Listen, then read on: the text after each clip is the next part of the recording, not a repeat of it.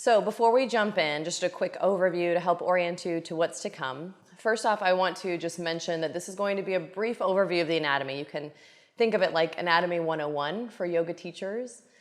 When we look at the anatomy, there's a lot more to it. It can be a lot more complex. But what I want to do is distill it down to some really focal points for you as a teacher and in your own yoga practice, so that we'll probably overly simplify it to some extent to really make some clear points that you can take away and apply to your practice. But know that the reality is that this anatomy and the way that the muscles work together is much more complex and will give you something that you can study for the rest of your life.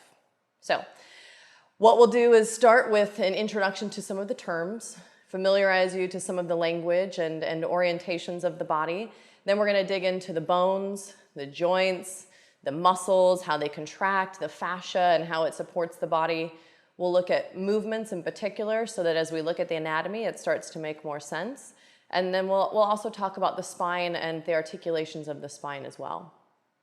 Then we'll start to get into the muscles and we'll break them down piece by piece, looking at the shoulder first and then going one segment at a time.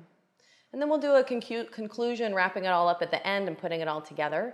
And hopefully, as we go, you'll start to integrate this in your own practice as well. We'll guide you through some lead practices to experience it in your body along the way. So let's get started.